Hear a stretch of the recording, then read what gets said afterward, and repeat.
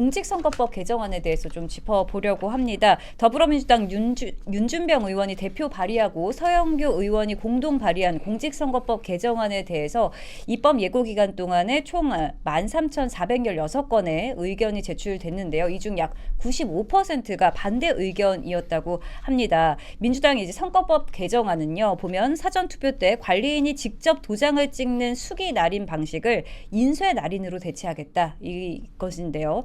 민심을 강조한 민주당이 이렇게 95%라는 압도적인 반대 여론을 무시하고 개정안을 강행할 것인가에 대해서 좀 귀추가 주목되고 있습니다. 어떻게 보고 계세요? 이 사전투표 관리인의 수기 날인을 인쇄 날인으로 한다라는 것은 그만큼 굉장히 큰 위험성이 있는데, 2023년에 국정원이 선관위를 조사했을 때도 사실은 그때 선관위가 강하게 반발을 해가지고 감사원과 국정원이 선관위의 약 5%밖에 감사를 못했거든요. 그럼에도 그때 뭐가 나왔습니까? 그때 해킹을 통해서 투표를 한 사람을 하지 않은 사람으로 만들어 놓을 수 있고, 투표를 하지 않은 사람을 한 사람으로 만들어 놓을 수 있는 등의 여러 가지 어떤 그 해킹에 굉장히 취약하다라는 것들을 밝혀낸 바가 있거든요. 그 뒤에 선관위는 자체적으로 뭐 보안 프로토콜을 강화했다라고 여러 차례 국정감사에서 얘기했지만, 구체적으로 뭘 어떻게 강화했는지, 강화된 결과가 무엇인지에 대해서는 공개를 한 바가 없습니다.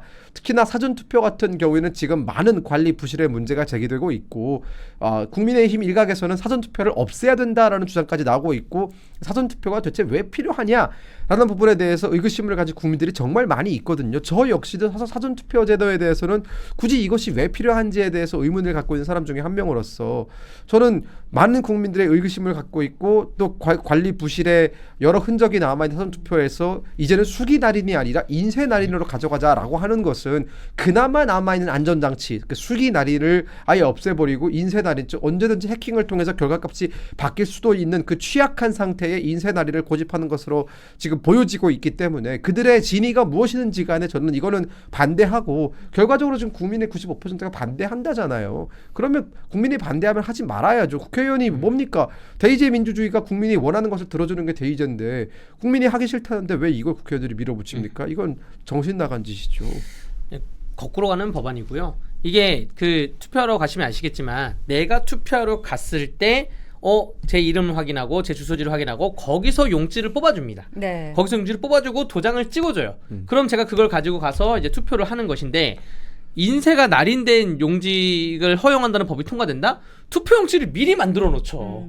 투표용지 미리 한 몇백 장 만들어 놓는 거예요. 미리 다 투표용지를 인쇄 놓은 다음에 여기는 마을 주민이 1000명인데 투표하러는 300명밖에 안 왔네? 투표용지 500장 만들어 놨는데 투표용지가 200장이 남았네? 이거 어떡하죠? 그러면 이 관리 누가 어떻게 할 거냐고요. 이거 정말 거꾸로 가는 법을 만드는 거고, 더불어민주당 그 윤준병 의원과 11명의 그 의원들이 아무 생각 없이 법을 만든 거고요. 국민들이 95%가 반대한다는 거는, 이게 그 국회 입법 예고의 찬반 시스템이, 그래도 대한민국이 뭐 진보 쪽 지지하는 사람도 있고 보수 쪽 지지하는 사람도 있을 텐데 95%가 반대한다는 거는 법을 잘못 만들었다는 것이죠. 이거 철회해야 됩니다, 법안을. 네, 사전투표제에 대한 국민의 의구심이 이렇게 커지고 있는 상황에서 거꾸로 가는 법안이다, 이렇게 말씀을 해주셨고요.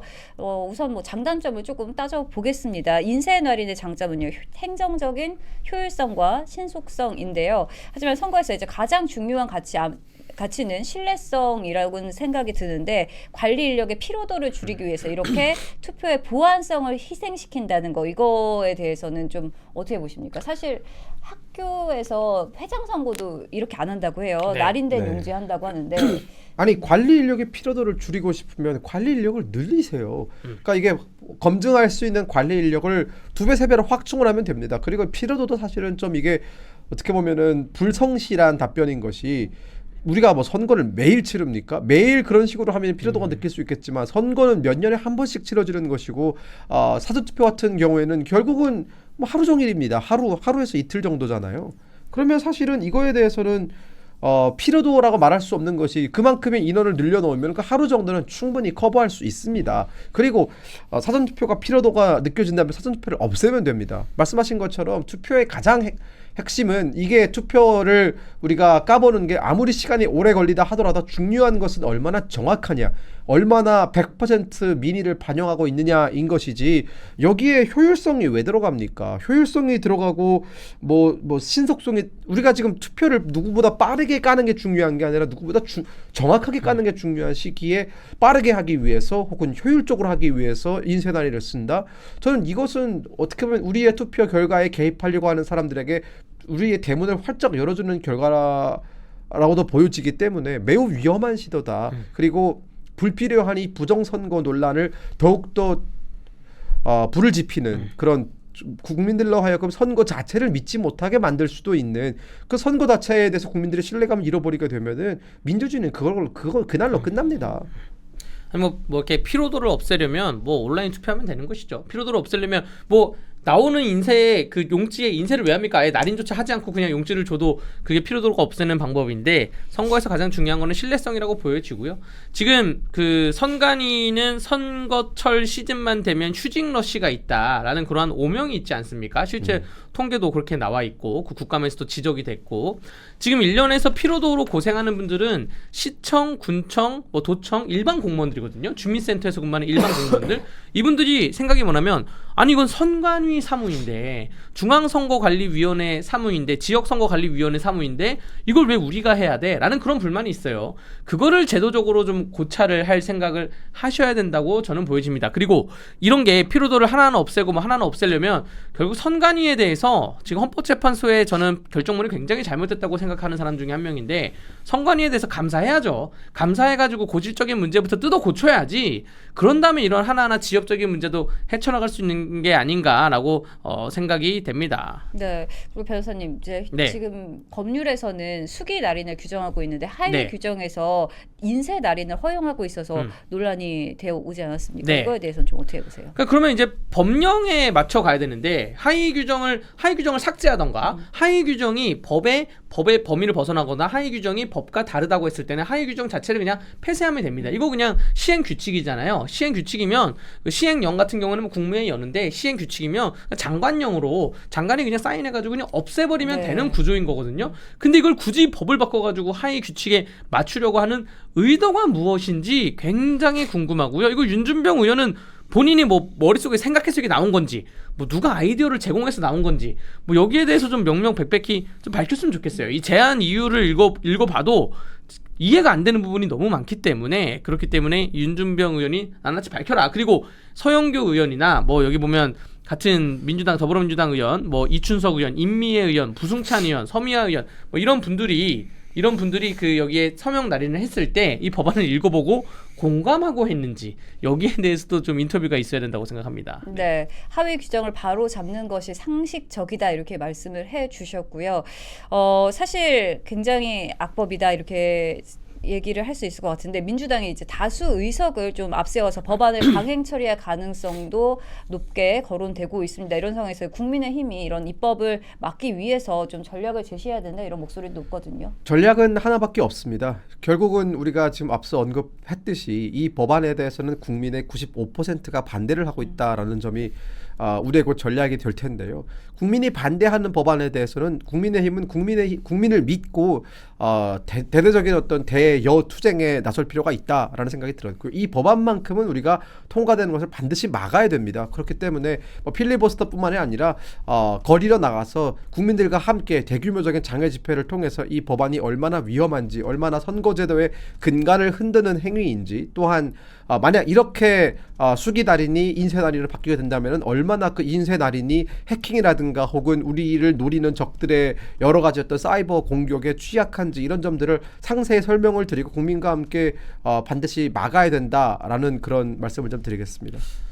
이게 그 보수 정치인들이 선관위 혹은 선거에 대해서 너무 성역화하고 지레짐작 겁을 먹고 공격을 못하는 게 아닌가, 이러한 생각이 들어요. 이거 더불어민주당에서 만든 이 법안이 굉장히 잘못된 법이기 때문에 내일 윤석열 대통령 선고가 있지 않습니까? 그때도 아마 선관위 관련해서 판사님이 뭐 판결문은 나중에 나오겠지만 판사님이 선관위에 관련해서 일련의 그 판결 이유에 대해서 밝힐 것인데, 그 정치인들이 선거를 통해서 먹고 사는 거고 또 선거관리위원회가 등지게 되면 그렇게 되면 뭔가 나의 불이익이 있을까봐 굉장히 두려움에 있을 텐데 그렇다 하더라도 이런 국민이 95%가 반대하는 법에 대해서는 굉장히 뜯어 말려야 되는데 구체적인 전략이 일단은 뭐 알려야죠. 지금 우리 매일뉴스 일타뉴스에 매일신문 일타뉴스에서 알리는 것처럼 국민의힘에서도 이러한 더불어민주당이 발의한 악법에 대해서 국민들에게 알리는 절차부터 해야 되지 않을까 생각이 됩니다. 네, 국민에게 알리는 것이 우선이다 이렇게 말씀해 주셨고 역대로 사실 선거법은 여야 합의해서 처리하는 것이 관례였습니다. 근데 만약에 이번 개정안이 이렇게 여야 합의 없이 만약에 통과가 된다 이렇게 될 경우 향후에 또 선거에도 좀 영향이 미치지 않을까 이런 생각이 들거든요. 선거법을 여야 합의로 우리가 지금까지 통과시켜온 이유는 결국은 선거는 공정해야 되기 때문에 누가 힘을 많이 가졌고 누가 힘을 적게 가졌던지 간에 누가 거대 당이고 누가 소수당인 건지 간에 선거라는 거 게임 안에서는 공정한 룰 안에서 우리가 정정당당하게 붙어야 그게 국민들한테 신뢰를 얻는 것이고 국민들한테 우리가 힘을 받는 것이 그러니까 국민으로부터 우리가 힘을 가져오는 건데 그 과정이 공정해야 국민이 힘을 빌려주는 거잖아요.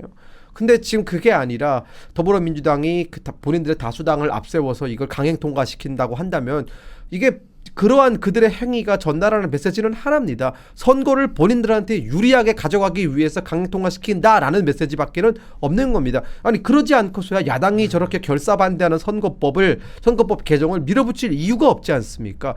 야당이 동의를 하고 여기에 대해서 야당 많은 어떤 그 정치 객체들의 동의를 하는 법이 결국은 선거법이 되어야 되고 선거법은 그 누구한테도 치우침이 없이 그 누구에게도 부족함 없이 다 골고루 전달이 되어야 우리가 공정한 룰 안에서 서로 경쟁을 하는구나라는 인식을 갖게 될 텐데 그 기본적인 그 어떻게 보면 사회 펀더멘털이 무너지게 된다면은 누가 선거를 통해서 우리가 힘을 가지려고 하겠습니까? 그러면 선거라는 제도는 굉장히 유명무실해지고 그냥 힘을 센 자가 힘을 약한 자를 병탄하는 그런 양육강식의 시대로 돌아가는 거죠. 우리는 저는 그렇기 때문에 더불어민주당이 지금 선거법 개정을 강행 처리하려고 하는 거 이거 밀어붙이려고 하는 거는 국민들한테 우리한테 유리한 선거를 만들기 위해서 우리가 법을 뜯어 고치는 거니까 그냥 닥치고 따라라는 메시지밖에는 전달이 안 된다. 이건 매우 위험한 것이고 만약 이게 통과가 되잖아요. 우리가 막지 못하잖아요. 저는 민주주의는 그걸로 끝난다는 생각이 듭니다. 네, 민주주의는 끝날 것이다 이렇게 말씀을 해주셨는데 변호사님께서는 좀 어떻게 보세요? 네, 저는 지금 아무리 생각해도 윤준병 의원이 이해가 안 되는 게 아니 날인의 의미에 대해서 너무 가볍게 생각하는 것 같아요. 이러면 예를 들어서 여러분들 부동산 거래를 할 때 그 매도인 매수인이 있고 공인중개사가 오잖아요. 자, 둘이 다 합의 일치하셨죠? 도장 찍습니다. 이렇게 찍어야 되잖아요. 도장 찍은 문서를 미리 프린트를 해놓자는 거 아니에요. 도장을 다 찍어놓고 그 다음에 뭐 나중에 얘기를 하자는 건데 어떠한 도장을 찍기 전에는 결정을 다 해놓고 도장을 찍고 그 도장을 찍은 사람이 책임을 짓는 건데 근데 이 시스템적으로도 뭐가 문제냐면 이게 지금 그 사람들에 대해서 관리인에 대해서 피로도를 덜게 하자고 하는 것인데 그러면 만약에 거기에 인쇄 날인되는 거는 누구 날인을 하겠다는 거예요. 중앙선거관리위원장의 도장을 찍겠다는 것인지 혹은 지역선거관리위원회의 도장을 찍겠다는 것인지 그럼 거기서 문제가 생기면 그 사람이 다 책임을 질 것인지 막 이러한 굉장히 깊은 사고방식과 법률에 있어서 도장과 날인의 의미를 깊게 생각하지 않고 만들어진 법이라고 저는 생각을 합니다. 이거 왜 이런 법을 냈는지 개인적으로 좀 많이 물어보고 싶어요. 네, 이제 다음으로 선거 이슈 좀 빠르게 짚어보려고 합니다. 6.3 지방선거와 함께 치러질 국회의원 재보궐선거 판이 점점 커지고 있는 상황입니다. 최대 10곳이 될 것이라는 전망 속에서 몇몇 정치인들의 출마설이 돌면서 분위기가 달아오르고 있는데요. 제명된 한동훈 전 대표와 조국 대표의 정치적 처지를 보면 이번 선거에서 좀 정치적 가치를 증명하지 못하면 은퇴 수순을 밟아야 될 것이다. 이런 분석이 있습니다. 이번 선거 좀 어떻게 보세요? 저는 한동훈 전 대표, 그러니까 한동훈 씨에게 이번 지방선거에서 과연 나올 만한 곳이 있을까라는 점에 대해서는 좀 회의적입니다. 왜냐하면 일단 본인 자체가 어떤 험지에 가서 나의 이번 정치적인 경쟁력을 보여주겠다라는 식의 사람이 아닌 거잖아요. 어떻게든 꽃밭으로 가겠다. 어떻게든 조금이라도 유리한 곳에 가겠다라는 그런 생각밖에 없는 매우 이기적인 사람이기 때문에 저는 한동훈 씨의 정치적인 생명력은 만약 이번 지방선거와 끝으로 저는 많이 유실될 것이다 라는 생각이 들었고요. 조국혁신당 같은 경우에는 조금 다르죠. 이번에 민주당과의 합당 이슈도 있었고 물론 그 과정에서 약간의 내로남불 비판을 좀 받기는 했지만 여전히 12석을 거느리고 있는 지금 11석을 거느리고 있는 정당의 대표잖아요. 그리고 어떤 식으로는 이번에 보궐을 통해서 들어오려고 할 것이고 지금 민주당이 강하게 요구하고 있는 것이 민주당의 귀책 사유 때문에 보궐이 발생한 곳에는 민주당이 후보를 내지 말아라 라고 요구를 하고 있고 그게 아마 저는 뭐 전재수 의원이 만약 부산으로 빠진다면은 그 전재수 의원이 있던 그 북구 지역을 노릴 수도 있다라는 생각이 들었고요. 뭐 부산시장으로 나갈 수도 있고 여러 가지 가능성이 있지만 결국은 지금 한동훈 씨는 점점 날이 갈수록 이게 카운트다운을 할수록 지금 가능성이 더 줄어들고 있고요. 조국혁 신당 대표는 여전히 그래도 조금은 남아있다. 왜냐하면 어떠한 세력의 수장이라고 하는 것은 결국은 우리가 무시 못할 정치적 파워인 것이고 특히나 본인의 고향이라고 할 수 있는 부산에서는 그래도 조국이라는 사람은 나름의 영향력이 좀 있다라고 보아지거든요. 반면에 한동훈 씨는 뭐 주변에서는 대구로 가라, 부산으로 가라라고 얘기를 하는데 저는 그 주변 사람들 좀 어이가 없는 것이 대구와 부산에 뭘 맡겨놨습니까?